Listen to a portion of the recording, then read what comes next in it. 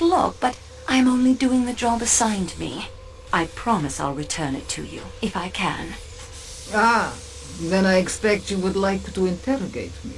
I believe that is the correct term. If I may. But of course, I am suspect just as anyone in the Calais coach must be. I am ready for the third degree.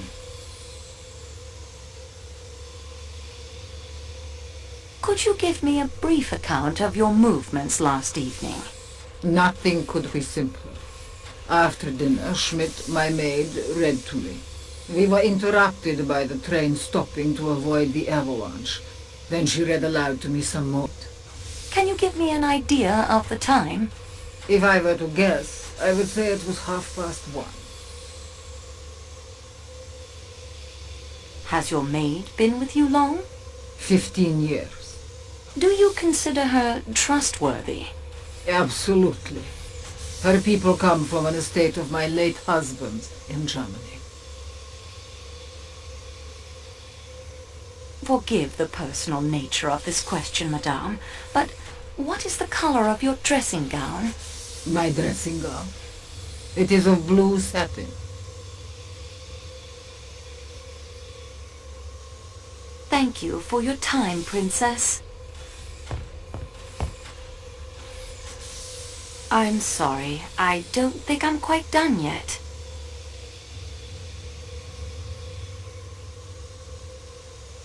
I have borrowed your passport, Your Highness. I noticed that as well. Natalia Dragomirov, 17 Avenue Kleber, Paris. You are traveling home from Istanbul, madame? Yes. I have been staying at the Austrian embassy. My maid is with me, as you saw in the marketplace. You have been in America, I presume, madame? Many times. Were you acquainted with a family by the name of Armstrong? You speak of friends of mine, mademoiselle. Sonia Armstrong was my goddaughter. I was on terms of friendship with her mother, Linda Arden, one of the greatest tragic actresses in the world. As Lady Macbeth, as Nora in A Doll's House, there was no one to touch her. I was not only an admirer of her art, I was a personal friend. Is Linda Arden dead? No, she is alive. Ah, 'tis a sort of life. She lives in complete retirement. Her health is very delicate. She must lie on a sofa most of the time.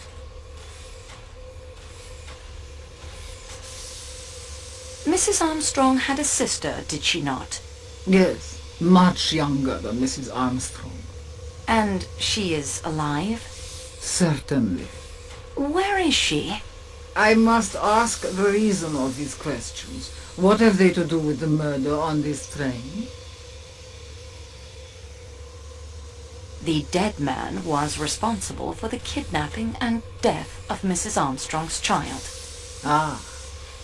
In my view, then, this murder is an entirely admirable occurrence. You will pardon my slightly biased point of view. It is most natural, madame. Where is the younger daughter of Linda Arden, the sister of Mrs. Armstrong? I've lost touch with the younger generation. I believe she married an Englishman some years ago, but at the moment I cannot recollect the name. Mademoiselle, you will forgive me, but the one you assist, he who guides the investigation, no one has told me his name. He is Hercule Poirot, madame. Poirot. Of course. I thought his face was somehow familiar to me. Poirot on this train. It is destiny.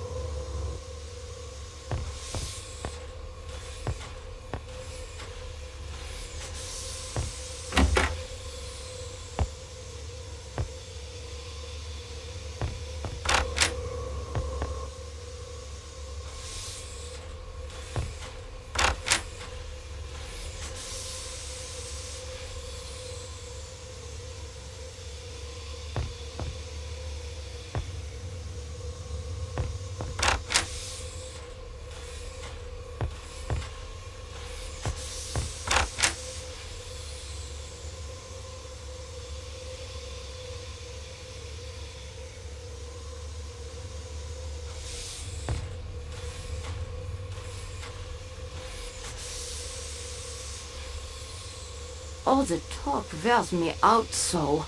Could we speak later?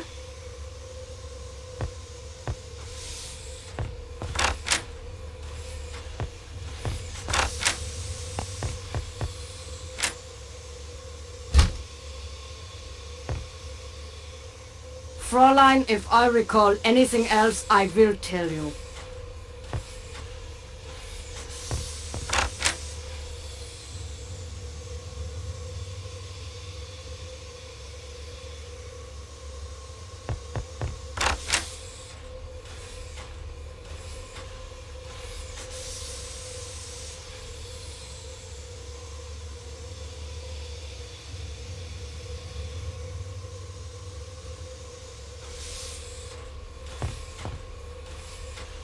I sure love talking to you. I just wish I had something to say.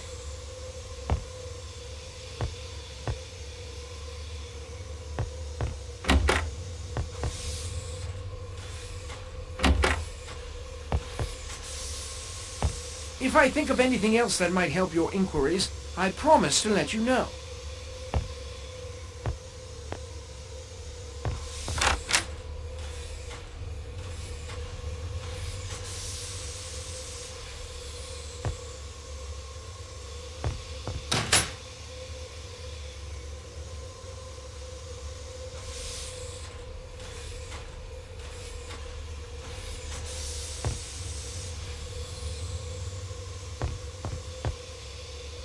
I'm not in the mood to talk at the moment.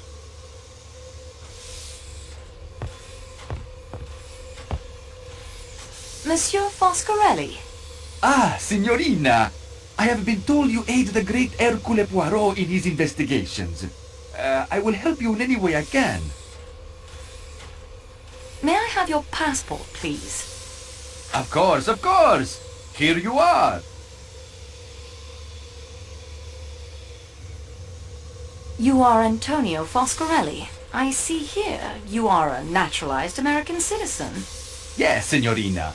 It is better for my business. I am, as you can see, a salesman of motor cars. I do big business. I am up to date. I understand salesmanship.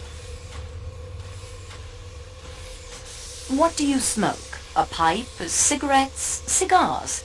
Cigarettes only. You travel frequently to and from the United States? Yes, for the past 10 years or so. Did you ever come across Monsieur Ratchet? Never, but I know the type. Oh, yes. It is very respectable, very well dressed, but underneath it is all wrong. I should say he was a big crook. I give you my opinion for what it is worth. Your opinion is quite right. Monsieur Ratchet was Cassetti, the kidnapper. What did I tell you? I have learned to read the face.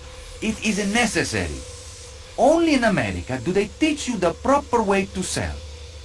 Please tell me your movements last night after dinner. With pleasure. I stay here in the salon car for a while. It is more amusing. I play cards with the American gentleman who sells the typewriter ribbons. We talk shop, afterwards we retire to my compartment and play the cards some more. And talk more shop. That one, though, he is not the salesman Foscarelli is, I can tell you. Do you remember the Armstrong case? I do not quite remember, but yes. The name, it was a little girl, was it not? A baby, una bambina. Yes. Ah, well, these things, they happen, even in a great country like America. Have you ever come across any members of the Armstrong family? It is difficult to say. I see so many people, you understand. I'll give you some figures. Last year alone, I sold... Please, monsieur, confine yourself to the point. With great pleasure. What time did you go to your compartment? Oh, it was early. 8:30 or so. What time did you stop playing cards in your room? Not yet 10 o'clock. That stuffed shirt of a valet who shares the compartment with me came back from attending his master. A miserable people, the English. Not sympathetic. He sits in the corner, very stiff, reading a book. Mr. Hardman and I, we lose our taste for the cards, and Mr. Hardman, he goes off to his own room. The attendant makes up our bets. time did you go to bed? I lay on my bunk for a while. The Englishman has, I think, the toothache. He gets out a little bottle of stuff that smells very strong. Moans and groans. I drop off around 10:30. Whenever I wake, I hear him groaning. Do you know if Monsieur Masterman left the room at all during the night? I do not think so. If the door opened, the light from the corridor, one wakes up automatically thinking it is the customs examination at some frontier. Did Monsieur Masterman ever speak of his master? I tell you, he did not speak, even to introduce himself.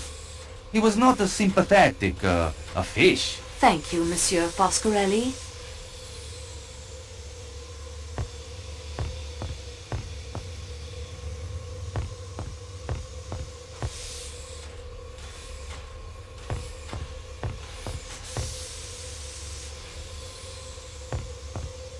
Later, we can talk till the cows come home if you like.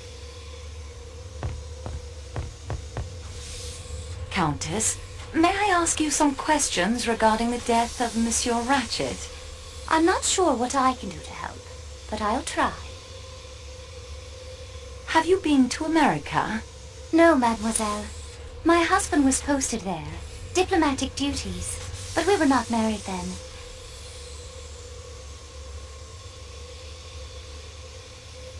What is the color of your dressing gown? Why do you ask me that? Detectives have to ask all sorts of questions. Forgive me. It is yellow. Corn-colored chiffon. Are you really a detective, mademoiselle? I was told you worked for the railway. Well, I'm assisting a detective. That's what I meant. Is he a Yugoslavian detective? I think he would tell you he belongs to the world, madame. When did you fall asleep last night? Soon after 1 o'clock, I believe. Did you hear or see anything unusual last evening? After the train stopped? Yes. No, I don't think so. You didn't hear Mrs. Hubbard ringing her bell and calling out at around 1:15? No, it would be very unlikely if I did. I'm sorry. Au revoir, Madame la Comtesse. Count Andrigny, I am acting on behalf of Monsieur Hercule Poirot in this matter. May I speak with you? I quite understand your position. I will do anything I can to assist you. May I have your passport, please? Yes, certainly. Rudolph Joseph Andrigny, aged 34. A diplomatic passport. Yes, I am in the Hungarian consular service. Wife Elena Maria Andrigny, aged 20. Yes, we have only been married a year. Aged 20, thank you.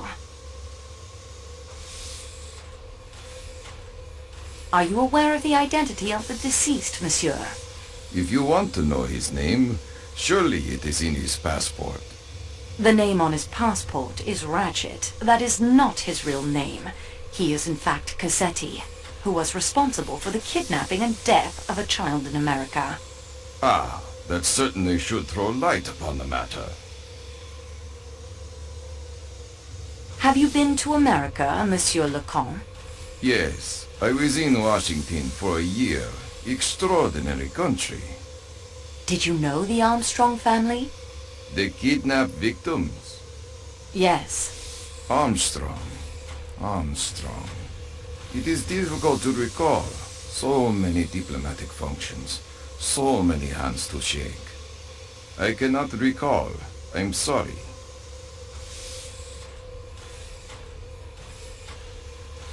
Can you tell me how you spent the evening after dinner last night? We had my wife's compartment made up while we were at dinner.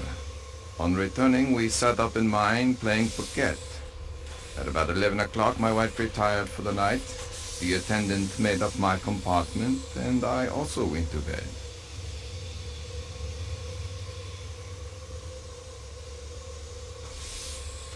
The sudden stop of the train awakened you? Naturally. I learned from the attendant of the avalanche, then went in to my wife and comforted her.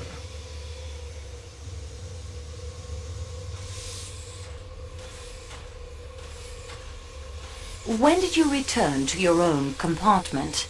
Well, I didn't, actually. That is to say, I did not like to leave my wife alone after the shock.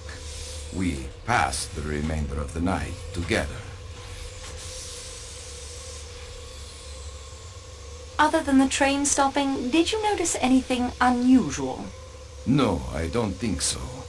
I dropped off to sleep sometime before 2 a.m. and slept through until this morning.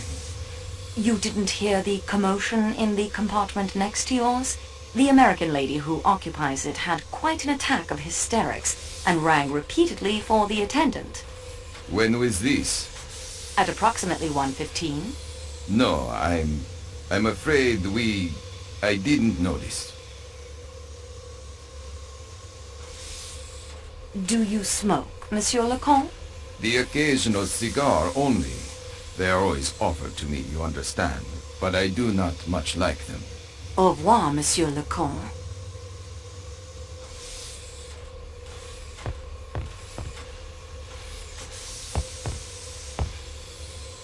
I'm sorry to disturb you. Not at all. As you can see, I'm not exactly occupied at the moment. And I do know you're helping that funny little Belgian detective.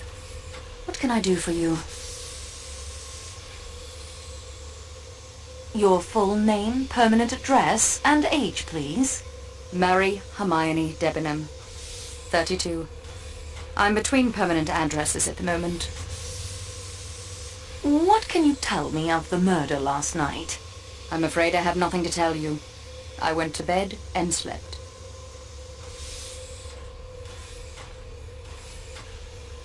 You seem very at ease. Are you not distressed by what has happened? Distressed? I have not really thought about it from that point of view. No, I cannot say that I am at all distressed. After all, people die every day. They die, yes, but murder is thankfully a little more rare.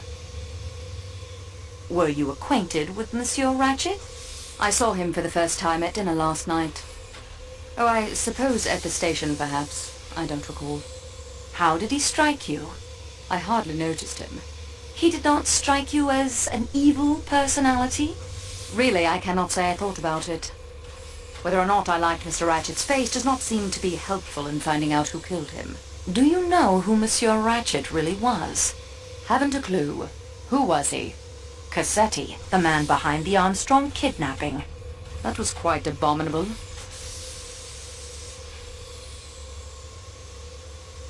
Where did you begin your journey?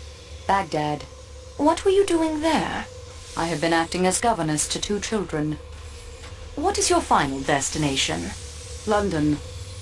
I'm giving up on Baghdad. Not much happens there. I'm hoping to find a suitable post in London. What can you tell me about Mademoiselle Schmidt? She's a nearly perfect traveling companion. Quiet, polite, thinks the world of her princess. What is the color of her dressing gown? A dressing gown. It's dark blue. Flannel. Did Mademoiselle Schmidt leave your compartment at any time during the night? She was with the princess, reading, I believe, until quite late. I awoke when she returned. I remember thinking she was not paid enough for such long hours and checked my watch. It was 12:38. How well do you know Colonel Arbuthnot? That's a very impertinent question, and I'll not answer it. That will do for now, mademoiselle.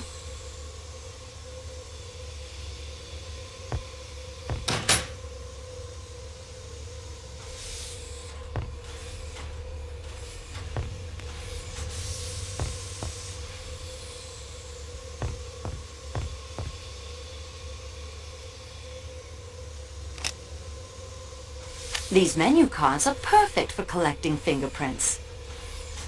Very